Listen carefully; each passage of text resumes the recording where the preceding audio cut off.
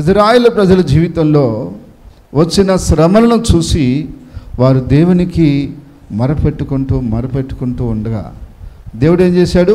వారి మరణం దేవుని దగ్గరికి వెళ్ళిపోయిందంట, ఆలకించటం ప్రారంభించాడు. మనము మొరపెడితే దేవుడు ఆలకిస్తాడు. మనం మొరపెట్టుకుంటే దేవుని దగ్గరికి మన మొర చేర కాబట్టి ఆయన మనకు సహాయం చేయలేడు. అయితే దేవుని వాక్యాన్ని బట్టి మనం తెలుసుకోవాల్సిన సత్యం ఏంటంటే, ఇజ్రాయేలు ప్రజలు వారి జీవితంలో ఎదురైన శ్రమలను చూసి వారు మొరపెట్టకుండా ఉండలేకపోయారు. ఈరోజు మన జీవితంలో కూడా తెలుసుకోవాల్సిన విషయం ఏంటంటే, మనం మొరపెట్టినప్పుడు దేవుడు ఏం చేస్తాడు? ఆలకిస్తాడు. ఆయన్ని ఎరిగిన ప్రజలు ఆయన్ని కానీ మొరపెట్టుకుంటే తప్పకుండా సహాయం చేస్తాడు. ఇక్కడ నేను ఒక వ్యత్యాసం చెప్తాను. దేవుని ఎరగని వారికి, దేవుని ఎరిగిన వారికి వ్యత్యాసం ఏంటంటే, దేవుణ్ణి ఎరగని వారికి శ్రమలు వస్తాయి, దేవుని ఎరిగిన వారికి శ్రమలు వస్తాయి. అర్థమవుతుందా? దేవుణ్ణి ఎరిగినా శ్రమలు వస్తాయి, దేవుణ్ణి ఎరక్కున్నా శ్రమలు వస్తాయి. మానవ జీవితంలో శ్రమలు, శోధనలు, కష్టాలు అనేవి ఏదో ఒక సమయంలో, ఏదో ఒక కాలంలో ఎదురవుతాయి, ఎదురు కాకుండా ఉండవు. అయితే దేవుని బిడ్డలకున్న ప్రత్యేకత ఏంటంటే, దేవుడు వారికి విడుదల ఇస్తాడు. ఏం చేస్తాడు? చూడండి, కీర్తనల గ్రంథం 34వ అధ్యాయం 17వ వచనం. నీతిమంతులు మొరపెట్టగా యెహోవా ఆలకించును, వారి శ్రమలన్నిటిలో నుంచి ఎవరిని? నీతిమంతుల్ని. అంట నీతిమంతులు మొరపెట్టినప్పుడు ఆయన ఆలకిస్తాడు. నీతిమంతులు అంటే ఎవరు? ఆయన నామం ఎరిగిన వారు, ఆయన రక్తంతో కడగబడిన వారు, రక్షణ పొందినవారు. ఆయన ఎరిగిన వారిని ఆయన మొరపెట్టినప్పుడు వారి శ్రమలన్నిటిలో నుంచి ఏం చేస్తాడంట? అది లోకస్తులకు కూడా శ్రమలు వస్తాయి, దేవుని నమ్మని వాళ్ళకు కూడా శ్రమలు వస్తాయి. కానీ వాళ్ళకి ఈ మాట లేదు. ఏమని? విడిపిస్తాను అని చెప్పే నాదుడు లేడు. ఆ శ్రమ వచ్చినప్పుడు, ఆ కష్టం వచ్చినప్పుడు వారిని విడిపిస్తాను అని చెప్పే నాదుడు లేడు. అందుకని వారికి శ్రమ రాగానే వాళ్ళు ఏం చేయాలో అర్థం కాక పాలుపోక అల్లాడిపోతారు. అయితే మనకున్నటువంటి ప్రత్యేకత ఏంటంటే, 91 కీర్తన 14వ వచనం. ఎవరైనా కావచ్చు, దేవుని నామమును ఎరిగి ఆయన్ని ప్రేమించేవాడైతే దేవుడు అతన్ని ఏం చేస్తాడు? తప్పిస్తాడు, ఘనపరుస్తాడు. శ్రమలో మొరపెడితే, కిందకు చూస్తే ఇంకా శ్రమలో మొరపెడితే ఉత్తరమిస్తాడు, విడిపిస్తాడు, గొప్ప చేస్తాడు. ఇది ఎవరికి అంటే ప్రభువుని నమ్మిన వారికి మాత్రమే. ఒక లోకస్తుడికి అది లేదు, లోకస్తుడికి అది లేదు. ఎవరైనా సరే ఎడకొచ్చి దేవుణ్ణి నమ్ముకొని మొరపెట్టినప్పుడు దేవుడు వారి మొరని ఆలకిస్తాడు. వారు ఎవరు అని చూడడు దేవుడు. ఫలాని కులమా, ఫలాని మతమా, ఫలాని ఊరా అని చూడడు ఆయన. నాకు మొరపెట్టారు, నన్ను ఎరిగి నాకు మొరపెట్టారు, నేను వారికి సహాయం చేస్తానని చేస్తాడు. హల్లెలూయా. వాళ్ళు కొత్త వాళ్ళు కావచ్చు, పాత వాళ్ళు కావచ్చు, ఎవరైనా కావచ్చు, ఆయన ఎరిగి ఉండాలి. ఆయన ఏమై ఉండాలి? ఎరిగిన వారై ఉండాలి. ఆయన ఎరిగిన వారిగా ఉండి ఆయనకి మొరపెట్టినప్పుడు దేవుడు వారి మొరను ఆలకిస్తారట. అదే దేవుని ఎరగని వారి పరిస్థితి ఏమిటంటారా? వారికి ఎవరున్నారు మొరపెట్టుకోవడానికి? ఏమని మొరపెడతారు? ఎక్కడికి పోయి మొరపెడతారు? మొరపెట్టిన ఉత్తరం ఇచ్చే నాదుడు ఎవరు? నేను ప్రభువుని నమ్మక ముందు ఎన్నెన్నో తిరిగా, ఎక్కడెక్కడో తిరిగా, ఏమేమో చేశా, ఎవరెవరికో మొరపెట్టా, నాకు ఉత్తరం ఇచ్చే నాదుడు లేడు. అదే ప్రభువుని ఎరిగిన తర్వాత ఏ కష్టం వచ్చినా, ఏ బాధ వచ్చినా, ఎలాంటి ఇబ్బంది నాకు ఎదురైనా, లేక సంఘంలో ఎవరికైనా ఇబ్బంది ఎదురైనా మోకరించి కన్నీళ్లు పెట్టి మొరపెట్టినప్పుడు దేవుడు వెంటనే ఆయన విడుదల ఇవ్వటం, సమాధానం ఇవ్వటం నేను చూశాను. ఎందుకంటే ఆయన మరపెడితే సమాధానం ఇచ్చే దేవుడు. హల్లెలూయా. ఎవరు? సజీవుడు యేసు ప్రభు. మరపెడితే సమాధానము ఇస్తాడు. ఇప్పుడు ఇజ్రాయేల్ ప్రజలకు వచ్చిన శ్రమల్లో వాళ్ళు ఏం చేస్తున్నారు? మరపెడుతున్నారు. మరపెడుతున్నటువంటి ఆ పరిస్థితిని బట్టి దేవుడు వారిని విడిపించుకొని బయటకు తీసుకొచ్చాడు మోషే ద్వారా. ఇది ఇజ్రాయేల్ జీవితంలో మొదటి అనుభవం. హల్లెలూయా. ఈరోజు ఏ ఒక్కరైనా సరే వారికున్న కష్టాన్ని బట్టి, వారికున్న బాధలను బట్టి, వారికున్న ఇబ్బందులను బట్టి వారు మరపెడితే దేవుడు సహాయం చేయకుండా పోయేవాడు కాదు. ఎవరికైనా చేస్తాడు. ఆయన నామం ఎరిగి ఆయనకు మరపెట్టాలి మనం. అయితే చాలామంది మరపెడుతున్నారు కానీ విడుదల రావట్లేదు అంటారు. అయితే రాకుండా పోయే సమస్య లేదు. ఎక్కడన్నా మనలో దోపం ఉంటే సరిదిద్దుకొని మరపెట్టాలి. దేవుణ్ణి అడిగే విధంగా మనం అడగాలి. అడిగితే ఈరోజు కాకుండా రేపైనా వారికి విడుదల అవుతుంది, సమాధానం వస్తుంది. చేయకుండా దేవుడు పోడు. అయితే ఇజ్రాయేల్ ప్రజల జీవితంలో ఎదురైనటువంటి ఆ శ్రమలో నుంచి ప్రభువు దిగివచ్చి విడిపించాడు. ఆయనే దిగివచ్చి మోషేతో మాట్లాడి మోషేను పంపించి వారిని విడిపించుకొని వచ్చాడు బయటికి.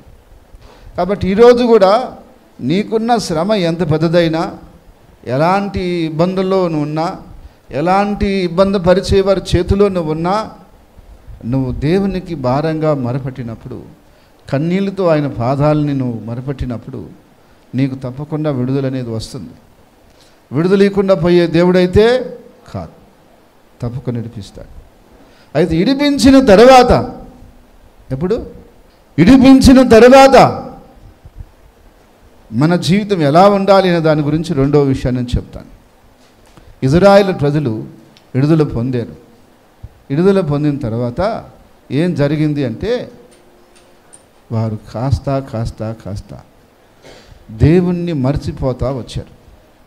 మనకేమన్నీ బాగా జరుగుతూ ఉన్నాయి, మనం తినటానికి కరటానికి బాగా సమృద్ధిగా ఉంది, ఇక మనకేమి అని దేవుణ్ణి స్తుతించటం మానేశారు, ఆరాధించటం మానేశారు. ఏదైతే దేవుడు ఆరాధించొద్దన్నాడో, ఏదైతే దేవుడికి ఇష్టం లేదు అన్నాడో వాటిని చేయటానికి సాహసం చేశారు. ఎప్పుడైతే వారి జీవితంలో అలాంటి పరిస్థితికి వారు వెళ్ళారో అప్పుడు మళ్ళీ శ్రమలు స్టార్ట్ అయిపోయినాయి. హల్లెలూయా. శ్రమల నుంచి విడిపించాడు కదా, మళ్ళీ శ్రమలు ఎందుకు వచ్చాయి అంటే, మళ్ళా వాళ్ళు కొంచెం కొద్దిగా దేవునికి దూరమయ్యారు. చూడండి, నెహెమ్యా గ్రంథం భయభక్తులు చూద్దాం. 1వ అధ్యాయం 2వ వచనం నుంచి. నా సహోదరులలో అనాని అను ఒకడును యూదుల్లో కొందరును వచ్చిరి. చెరపట్టబడిన శేషంలో తప్పించుకున్న యూదులను గురించి, యెరూషలేమును గురించి నేను వారిని అడగగా, వారు చెరపట్టబడిన వారిలో శేషించిన వారు ఆ దేశంలో బహుగా శ్రమను నిందను పొందుతున్నారు, మరియు యెరూషలేము యొక్క ప్రాకారము పడదోయబడినది. చూడండి, ఇక్కడ మనం చూసినట్లయితే ఇప్పుడు మళ్ళీ ఏ స్టేజ్ వచ్చేసింది వాళ్ళకి. ఒకరోజు వాళ్ళు ఏం చేశారు? మరపెట్టుకున్నారు, ప్రార్థన చేశారు, బతిమలాడారు. దేవుడే దిగివచ్చి విడిపించేశాడు. వాళ్ళకి ఆ నుంచి తీసుకుని వచ్చి యెహోషువ ద్వారా కానాను పంచి ఇచ్చాడు. వాళ్ళకి కావాల్సిన భూములు వచ్చాయి, తోటలు వచ్చాయి, రకరకాలైనటువంటి ఇల్లులు వచ్చాయి, భూభాగం వచ్చింది, విస్తారమైన పంటలు పండుతున్నాయి, మంచిగా వారు కోరుకున్నది తింటున్నారు, బ్రహ్మాండంగా ఉంది. అయితే ఇదంతా వచ్చేసిన తర్వాత మళ్ళా శ్రమలు ఎందుకు వచ్చాయి? వారు ఏం చేశారంట, ఇవన్నీ వచ్చిన తర్వాత వాళ్ళు ఇంకా మనకు దేవుడితో అంత అవసరం ఏముంది, అప్పుడంటే కష్టాల్లో ఉన్నాం, బాధల్లో ఉన్నాం, మరపెట్టుకున్నాం, ఆయన విడుదల ఇచ్చాడు, ఇంకా మనకు దేవుడితో అంత అవసరం ఏముందని వారు ఎప్పుడైతే దేవుణ్ణి నిర్లక్ష్యం చేశారో, మళ్ళా వాళ్ళ జీవితంలోకి ఏం ఎంటర్ అయిపోయినాయి? శ్రమలు, నిందలు, అవమానాలు, నష్టము, ఇబ్బందులు మళ్ళీ ఎంటర్ అయిపోయినాయి. నెహమ్యా కాలంకి వచ్చేటప్పటికి పరిస్థితి భయంకరంగా అయిపోయింది. ఎందువల్ల అలా జరుగుతుంది? వారు విడుదల పొందిన వారే, దేవుణ్ణి ఎరిగిన వారే, కానీ మరలా ఏం చేశారు? దేవుణ్ణి మరిచి విడిచి మనకు దేవుడితో ఇంకేం అవసరం లేదులే అన్నట్టుగా ప్రవర్తించారు. మీరందరూ కూడా గుర్తుంచుకోవాలని హెచ్చరిక ఏంటంటే, మనం అందరం ఎంత శ్రమ ఉన్నా దేవుడు విడిపించేస్తాడు, ఎటువంటి బాధలైనా దేవుడు తప్పిస్తాడు. కానీ విడుదలైన తర్వాత మనకు దేవుడితో ఇంకేం పని ఉంది, ఇంకేం అవసరం ఉంది, మనకు అన్నీ బాగానే జరుగుతున్నాయి, దేవుడి కాడికి పోయినా పాకపోయినా జరిగిపోద్దులే అని అనుకోకూడదు. అని అనుకున్నామంటే అక్కడే మనం మళ్ళా వెనకబడ్డామంతే. నేను నా దేవుని కోసం ఖచ్చితంగా వెళ్ళి ఆయన స్తుతించుకోవాలి, ఆరాధించుకోవాలని ఎప్పుడు నీ మనసులో ఉండాలి. అలా ఉంటే నీకు సంతోషం వచ్చినా శ్రమ వచ్చినా నిన్నెవరు ఆపలేరు. నువ్వు వచ్చి దేవుణ్ణి ఆరాధించుకుంటావు, దేవుని స్తుతించుకుంటావు. అలా లేని వారి పరిస్థితి ఏమిటాయంటే, వారు సంతోషం రాగానే, సుఖం రాగానే దేవుణ్ణి మర్చిపోవటం ప్రారంభిస్తారు. ఎప్పుడు మర్చిపోతారో ఏమవుతుంది? మళ్ళా స్టార్ట్ అయిపోయినాయి. ఇజ్రాయెల్ ప్రజలు ఎప్పుడైతే అలా చేశారో మళ్ళీ స్టార్ట్ అయిపోయినాయి. ఇప్పుడు ఏం చేయాలా? మళ్ళా మొదటికే వచ్చారు. నెహమ్యా కొన్ని రోజులు ఉపవాసం ఉండి ఏడ్చి మొరపెట్టాడు. ఇజ్రాయెల్ ప్రజలు కూడా ఉపవాసాలు ఉండి మొరపెట్టారు. దేవుడు ఏం చేశాడు? మళ్ళా ఇడిపించాడు. ఇడిపించుకుని ఉంటాడా? ఇప్పుడు ఒక బిడ్డను కన్నాం, వాడు ఎటువంటివాడైనా తండ్రి సాకుని ఉంటాడా? సాకాల్సిందే, వాడికి తిండి పెట్టాల్సిందే. కానీ దేవుడు కూడా ఆయన ప్రేమతో మళ్ళా ఇజ్రాయెల్ ప్రజలు నడిపించాడు. ఎందుకు? ఆయన ప్రేమ యొక్క గొప్పతనం అది మనం అనుకుగా తీసుకొని మాటకు అలా చేయమని కాదు. చేస్తే మళ్ళీ శ్రమలోకి వెళ్తుంటాం. ఇది ఇజ్రాయెల్ ప్రజల యొక్క అనుభవాలు. ఎప్పుడైతే వాళ్ళు శ్రమల్లోకి వెళ్ళిపోయారో మళ్ళా మా ప్రార్థన స్టార్ట్ అయిపోయింది, మళ్ళా మొరలు స్టార్ట్ అయిపోయినాయి, వేదన స్టార్ట్ అయిపోయింది, దుఃఖం స్టార్ట్ అయిపోయింది. దేవుడి కాడ అల్లకొల్లోలంగా వారు ఏడుస్తూ మొరపెడుతున్నారు. దేవుడు మళ్ళీ ఏం చేశాడు? వారి భూభాగంలోకి వాళ్ళని తీసుకుని వచ్చాడు. వారి ప్రాకారాన్ని వాళ్ళు కట్టుకున్నారు, వారి ఇల్లు వాళ్ళు నిర్మించుకున్నారు. మళ్ళా అక్కడ వాళ్ళు చేరి నివాసం ఉండటం ప్రారంభమైంది. ఎందుకు అని అంటే మళ్ళా మొరపెట్టుకున్నారు. నువ్వు ఎన్నిసార్లు మొరపెట్టినా దేవుడు సహాయం చేస్తూనే ఉంటాడు.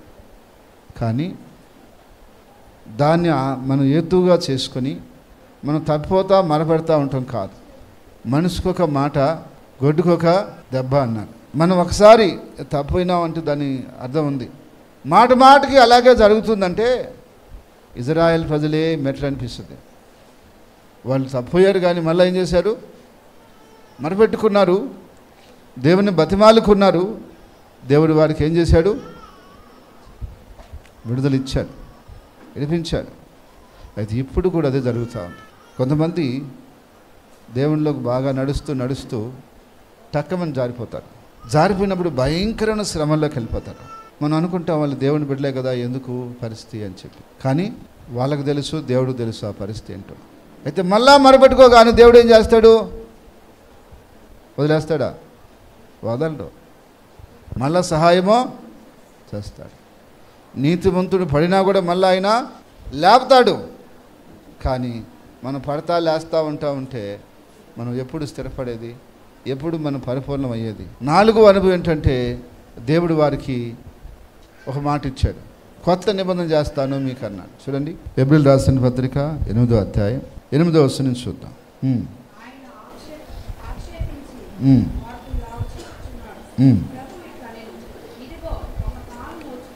ఇదిగో ఒక కాలం వస్తున్నది,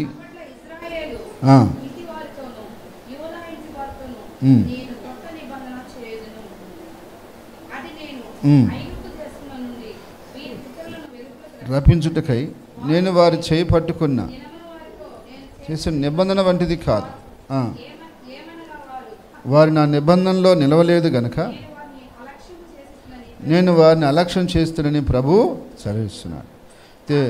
ఆ దినములైన తర్వాత ఇజ్రాయెల్ ఇంటి వారితో నేను చేయబో నిబంధన ఏంటంటే, వారి మనసుల్లో నా ధర్మశాస్త్రం ఉంచెదను, వారి హృదయముల మీద నా వాటిని రాయుదును, నేను వారికి దేవుడినయ్యుందును, వారు నాకు ప్రజలయ్యుండు. చూడండి, దేవుడు అప్పుడు కొత్త నిబంధన తీసుకొని వచ్చాడు. హల్లెలూయా.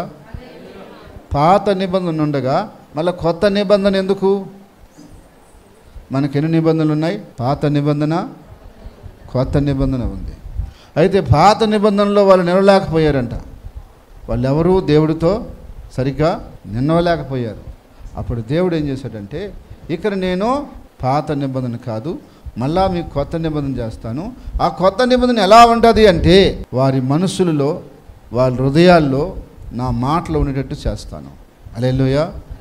ఇప్పుడు వాక్యం ఎక్కడుండాలి అంటే, మన మనసుల్లో మన హృదయంలో వాక్యం ఉండాలి.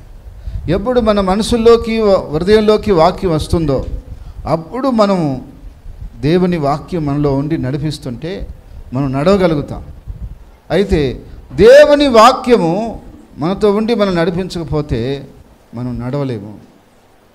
ఈరోజు దేవుడు మనకేం చేశాడంటే, పాత నిబంధన విధానం కాకుండా కొత్త నిబంధన విధానంలో యేసుక్రీస్తునే మధ్యవర్తిగా పంపించి మనకు ఆయన రక్తంతో మన పాపములను కడిగి మనకు నూతన నిబంధన ఇచ్చాడు. హల్లెలూయా. ఈ నూతన నిబంధన ఏమిటి అంటే, మన హృదయాలలో మన మనసుల్లో ఆయన వాక్యం ఉండాలి. హల్లెలూయా. ఏముండాలి? మన మనసుల్లోనూ హృదయాల్లోనూ ఆయన మాటలు ఉండాలి. ఎప్పుడైతే మన మనసులో మన హృదయంలో ఆయన మాటలు ఉంటాయో అప్పుడట మనము ఆయన్ని బలంగా సేవించగలుగుతామట. ఆయన మాటలు మన మనసులో హృదయంలో ఉండాలంటే వాటిని బాగా మనం చదవాలి, ధ్యానించాలి. ఏం చేయాలి? బైబిల్ గ్రంథాన్ని మనం బాగా చదివి ధ్యానించినప్పుడు మళ్ళా దేవుడు మనల్ని ఏం చేస్తాడు? మనలోనికి ఆ మాటలు ఉంటాయి. దేవుని వాక్యం ఎవరి హృదయంలో ఉంటుందో వాళ్ళకి భయం ఉంటుంది. పాపం చేయాలన్నా కూడా వాక్యం వాళ్ళని హెచ్చరిస్తుంటుంది. ఎందుకని? వారికి ఆ వాక్యం గుర్తొచ్చింది అనుకోండి, చేస్తాడా? దొంగతనం చేయకూడదని ఉంది, నువ్వు దొంగతనం చెయ్యాలి అనుకుంటున్నావు, కానీ ప్రభు వాక్యం ఏమంటుంది? చెయ్యొద్దు అంటుంది. అది నీ గుర్తొచ్చినప్పుడు ఆ దొంగతనం తీసుకుంటావా? ఒకరు సొమ్ము ఆశించాలని నువ్వు ఆశ కలిగింది, పొరుగువారిది ఆశించదు అనే మాట నీకు గుర్తుకొచ్చింది. అప్పుడు నువ్వు దాన్ని పక్కన పెట్టి తీసుకొని ధైర్యం చేయలేవు. ఎందుకంటే వాక్యము మనల్ని హెచ్చరిస్తుంది కాబట్టి. అందుకని ఆ వాక్యము ఎక్కడుండాలంట? హృదయంలోనూ మన మనసులోనూ వాక్యము ఉండాలి. ఎప్పుడైతే వాక్యము ఉంటుందో అప్పుడు మనము ఆయన నిబంధనలో నిలవగలుగుతాం. వాక్యం లేకుండా ఆయన నిబంధనలో నిలవలేం. కాబట్టి అందుకని దేవుని వాక్యాన్ని విని వదిలేయకూడదు. చాలామంది వింటున్నారు, వదిలేస్తున్నారు. కొందరు అంటారు ఈ చెవిలో వింటారు, ఆ చెవిలో పోతుందని. అలా పోయినప్పుడు మన జీవితంలో ఏముండదు. విన్న వాక్యాన్ని మన లోపల దాచుకోవాలి. అది మన లోపల ఉన్నప్పుడు ఏదో ఒక సందర్భంలో ఆ వాక్యం మనల్ని గుర్తు చేసుకొని మనల్ని నడిపిస్తుంది.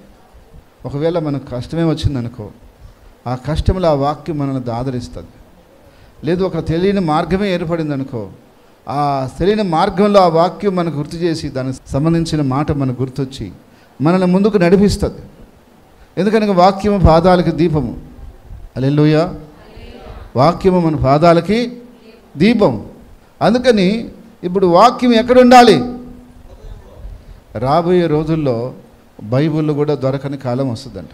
ఈరోజు బైబిల్ మన చేతిలో ఉన్నా మనం చదవలేకపోతున్నాం. కానీ రాబోయే రోజుల్లో ఆ బైబిల్ కూడా దొరకని కాలం వస్తుందట. ఆ కాలం వచ్చినప్పుడు ఎక్కడ చదువుతావు నువ్వు? నీ లోపల వాక్యం ఉంటేనే నువ్వు ధ్యానించుకోగలుగుతావు. అందుకని ఈ వాక్యం మన మనసులో, మన హృదయంలో ఉండాలని దేవుడు కోరుకుంటున్నాడు. ఇది మన హృదయంలో పెట్టుకొని మనం జాగ్రత్తగా నడిస్తే పరలోకం దాకా మనం పోతాం. లేకపోతే ఇజ్రాయేల్ ప్రజలు ఐగుప్తులో నుంచి విడుదలయ్యారు, కానీ ఏమయ్యారు? కానానుకు చేరలేదు. కానాను చేరిన కొందరు మళ్ళా పరమ కానానుకు చేరలేకపోయారు. ఎందుకు అంటే వారి మధ్యలో తప్పిపోతూ వచ్చారు. కాబట్టి మనం ప్రభువుని నమ్ముకోవటం గొప్ప భాగ్యం. ఈ లోకంలో ధన్యుడు ఎవరంటే ప్రభువుని నమ్మిన వాడే. యెహోవా తమకు దేవుడుగా గల జనులు ఎవరు? ధన్యుడు, చాలా ధన్యుడు. ఎందుకంటే లోకము ఉన్నటువంటి సమస్తము నశించిపోద్దు, కానీ ప్రభువుని నమ్ముకున్న వాడు నశించిపోడు. ఎలాగైనా సరే దేవుడు ఆయనకి సహాయం చేసి నిత్య జీవంలోకి తీసుకుపోతాడు. అయితే ఎంత ధనం సంపాదించి ఎన్ని పేరు ప్రఖ్యాతులు ఉన్నా సరే వారు ఒకరోజు నశించిపోతారు. అందుకని దేవుని యొక్క వాక్యం చెప్తుంది, మనం ఏం చేయాలట? దేవుని మాటలు మన మనసుల్లో, మన హృదయంలో భద్రపరచుకోవాలి. ఒక కుర్రవాడు, పిల్లవాడు కీర్తనలు 150 అధ్యాయాలు చూడకుండా చెప్పాడంట. ఒక అధ్యాయం అయినా మీరు ఎవరైనా చెప్తారా? ఒకవేళ ఏదైనా చెప్పగలిగితే యెహోవా నా కాపురం అని చెప్తాం.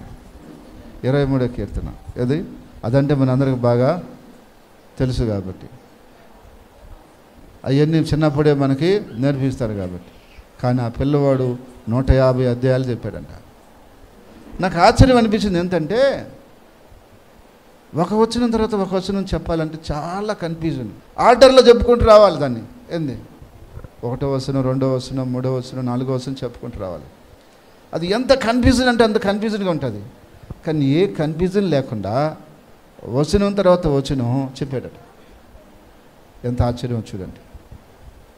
అతను ఎంత ధ్యానించి ఉంటే, ఎంత లోపల పెట్టుకొని ఉంటే దాని ఒక ఆర్డర్లో చెప్పగలిగాడు. అది మనసులో ఎంత ఇదైపోయి ఉంటే అతను చెప్పగలిగాడు అనేది ఆలోచించండి. ఈరోజు మనం కూడా వాక్యం చదివి వదిలేయటం కాదు, అది లోపలికి వెళ్ళాలి. బాగా ఏమవ్వాలి? లోపలికి వెళ్ళాలి. మన మనసులో, మన హృదయంలో ఉండిపోవాలి. ఈ వారం చెప్పిన వాక్యం రేపు వారం అడిగితే మాట ఇటు చూసుకుంటారు. ఇంకా మరి మనకు గుర్తుండేది ఎక్కడ? అలాగైతే లోపల వాక్యము లేనట్టే. మనం ఒకసారి వెళ్ళిన తర్వాత అది అలాగే వెళ్ళిపోవాలి. మీరు ఇంతకుముందు సినిమాలకు వెళ్ళినప్పుడు చూసిన తర్వాత డైలాగులు అడిగితే చెప్తున్నారుగా, 2 గంటల సేపు చూసిన దాన్ని బయటకు వచ్చి చెప్తున్నాం. ఇప్పుడు కూడా కొంతమందికి అవి అప్పుడప్పుడు గుర్తు వస్తూనే ఉంటాయి. అది దేవుని మాటలు మనం పెట్టుకున్నాం అనుకోండి, మన జీవితానికి ఎప్పుడూ అది సహాయపడుతూనే ఉంటుంది. అందుకని నూతన నిబంధన ప్రకారంగా దేవుని వాక్యాన్ని మన మనసుల్లో, మన హృదయంలో పెట్టుకోవాలి. నీకు చదువు లేదనుకో అనమాకు. చదువు లేకపోయినా ఒకసారి విన్న తర్వాత దాన్ని గుర్తుపెట్టుకోవచ్చు. హల్లెలూయా. చదువు లేకపోయినా విన్న తర్వాత గుర్తుపెట్టుకోవచ్చు. దాన్ని గుర్తుపెట్టుకోవాలి అని అనుకుంటే గుర్తుపెట్టుకుంటాం. ఉదాహరణ చెప్తున్నా, మీ ఫోన్ నెంబర్లు మీకు గుర్తున్నాయా? అది 10 అంకెలు కదా, ఎట్ట గుర్తుపెట్టుకున్నారు? తప్పదు, గుర్తుపెట్టుకోవాలా. ఇంక తప్పనిసరిగా మనం గుర్తుపెట్టుకున్నాం. ఒకరికి ఉండే నంబర్ ఇంకొకరికి ఉండదు కదా, ఎట్ట గుర్తుపెట్టుకున్నాము? గుర్తుపెట్టుకోవాలనుకున్నాము, గుర్తుపెట్టుకున్నాం. ఇప్పుడు అడిగితే మనం దాన్ని చెప్పాలా. ఎక్కడికన్నా పోయినప్పుడు నీ నంబర్ ఏదంటే నాకు తెలియదంటే కుదరదుగా. అందుకని మన నంబర్ గుర్తుపెట్టుకున్నాం. అదేవిధంగా మనం ఏదైనా గుర్తుపెట్టుకోవాలి అని అనుకుంటే గుర్తుపెట్టుకోవచ్చు. మనం మెదడు తీసుకుంటుంది దాన్ని. కానీ మనం అంత సీరియస్గా తీసుకోకపోతే అది గుర్తుపెట్టుకోదు, అది కూడా గుర్తుపెట్టుకోదు. దానికి సీరియస్గా మనం చెప్పేవనుకో, ఏమని ఇది ఇంపార్టెంట్. ఇప్పుడు మీరు ఫోన్పే వాడతారా? పిన్ పెట్టాలి దానికి. పిన్ మర్చిపోయారు అనుకో, డబ్బులు వస్తాయా? ఏటీఎం వాడేటప్పుడు పిన్ ఉండాలా. ఆ పిన్ మర్చిపోయావనుకో డబ్బులు వస్తాయా? మర్చిపోము. మనం ఎందుకు మర్చిపోతాం? మర్చిపోయామనుకో ఇంక డబ్బులే బయటికి తీలేం. అది కరెక్ట్గా గుర్తుపెట్టేసుకుంటాం, మైండ్లో ఉంటుంది. అది అడిగి బాగా టకటక్ కొడతాం. అదేవిధంగా దేవుని వాక్యాన్ని కూడా మనము లోపల పెట్టుకోవాలి. హల్లెలూయా. అలా లోపల పెట్టుకుంటే అది ఉంటుంది, అడిగి పోదు. మన మెదడుకి అంత పవర్ ఉంది. మీరు ఒక ఆయనకి 10,000 డబ్బులు ఇచ్చారు, ఆయన ఊరు మర్చిపోయారు, పేరు మర్చిపోయారు, ఆయన్ని మర్చిపోయారు, డబ్బులు వస్తాయా? వస్తాయా? ఆయన గుర్తుపెట్టుకుంటారా? ఆయన ఊరు గుర్తుపెట్టుకుంటారా? ఆయనకి ఎంత ఇచ్చింది గుర్తుపెట్టుకుంటారా? కొంతమంది ఒకరికి ఇచ్చుండ్రు, 10 మంది కూడా ఇచ్చుంటారు. 10 మందిని గుర్తుపెట్టేస్తారు వాళ్ళు. ఏంది వాళ్ళు చదువు లేకపోయినా ఎట్ట గుర్తుపెడుతున్నారు వాళ్ళు? మెదడులో దాన్ని గుర్తుపెట్టేసుకొని ఉన్నారు. ఏమని? పలానా వాళ్ళకి ఎంత ఇచ్చినాము, పలానా ఆయనకి ఎంత ఇచ్చినాము అని గుర్తుపెట్టుకుని ఉన్నారు. టక్కన పోయావు 10,000 లేదే అంటారు. ఎట్ట అడుగుతున్నారు వాళ్ళు? మన మెదడులో ఏది పెట్టుకుంటామో అది మెదడు తీసుకుంటుంది, అది అలాగే పెట్టుకుంటుంది. కానీ మనం అలా పెట్టుకోలేదనుకో ఏమవుతుంది? పోతుంది. నేను ఆ రోజుల్లో నాకు లెక్కలంటే చాలా చాలా ఇష్టమైపోయింది. అందుకని నేను లెక్కలకి ముఖ్యం సూత్రాలే. సూత్రం వస్తే ఎంత పెద్ద లెక్కైనా చేయొచ్చు. ఆ లెక్కలకు సంబంధించిన ప్రతి సూత్రం నా మైండ్లో ఉండేది. టెక్స్ట్ బుక్లో ఎన్ని సూత్రాలు ఉంటాయో అన్నీ నా మైండ్లో ఉండేది. కానీ ఎప్పుడైతే ప్రభువులోకి వచ్చేసానో వాటిని ఇంకా మళ్ళీ చదవటం, మళ్ళీ చూడటం, వాటిని మాట్లాడటం అన్నీ ఇంకా దూరం అయిపోతూ వచ్చాయి. కాబట్టి ఒక్కొక్కటి అన్నీ మర్చిపోయా. ఎందుకంటే మళ్ళీ ఈ గుర్తులేవు. కానీ ఇప్పుడు అవసరమైనవి మాత్రం కొన్ని గుర్తుపెట్టుకుంటా. ఇప్పుడైనా నేను నోటితో లెక్కేసి చెప్పగలను. వాళ్ళ పెన్న పేపర్ లేకపోయినా కొన్ని లెక్కలు నోటితో లెక్కేసి చెప్పగలను. ఎందుకు ఎట్లా చెప్పగలనంటే ఆ రోజులు అది గుర్తుపెట్టుకున్నాను కాబట్టి. అయితే చాలా మర్చిపోయినా. ఇప్పుడు ఏదైనా లెక్క చేయాలన్నా కూడా చేయలేను. ఒకసారి ఎప్పుడైనా టెక్స్ట్ బుక్ చూసి దాన్ని చూసుకొని ఏదైనా చేయాల్సింది తప్ప చేయలేము. ఎందుకంటే అవన్నీ మైండ్లో నుంచి వెళ్ళిపోయినాయి, లేవు ఇప్పుడు మైండ్లో. అలాగే మన మైండ్లో ఉంచుకోవాలంటే ఉంచుకుంటుంది, తీసేయాలంటే అది మైండ్ తీసేస్తుంది అంతే. కాబట్టి అందుకని మనం ఇప్పుడు ఏం ఉంచుకోవాలి మైండ్లో? వాక్యం పెట్టుకోవాలి. నీ హృదయంలో ఉంటే అది నేను బ్రహ్మాండంగా నడిపిస్తుంది. పెట్టుకుందామా? ఏం పెట్టుకుంటారు? పలానప్పుడు ఆమె నన్ను ఇట్టా తిట్టింది, అట్టా తిట్టింది, అట్టా అన్నది, ఇట్టా అన్నదని. అంటే ఎట్ట గుర్తున్నాయి ఇవన్నీ? అది నువ్వు బాగా పెట్టేసుకున్నావు లోపల. అవన్నీ నువ్వు పెట్టుకోవాల్సిన అవసరం లేదు, వదిలేయి. కానీ దేవుని వాక్యాన్ని మనం పెట్టుకుంటే అది ఎప్పుడైనా మనల్ని కాపాడుతుంది.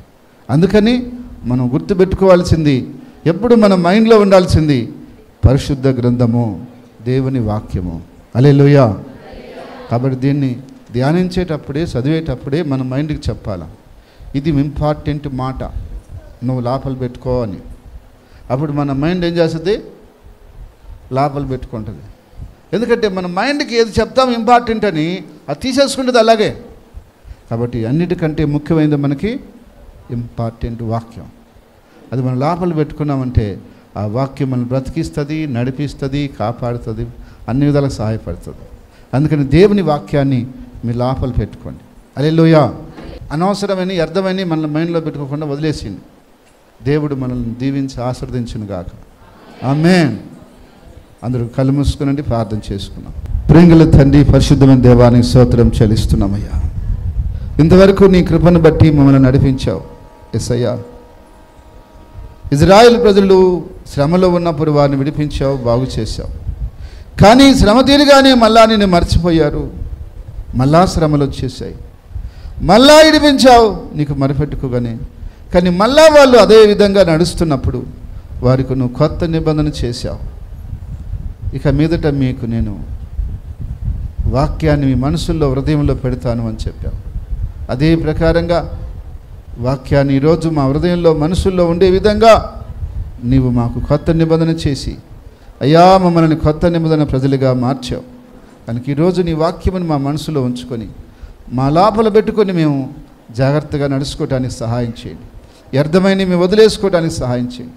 అనవసరమైన మేము మర్చిపోవడానికి సహాయం చేయండి. అవసరమైన నీ మాట మాత్రం మర్చిపోకుండా జాగ్రత్తగా లోపల పెట్టుకొని నడుచుకునే కృప అనుగ్రహించమని యేసు నామమున ప్రార్థిస్తున్నాము తండ్రి.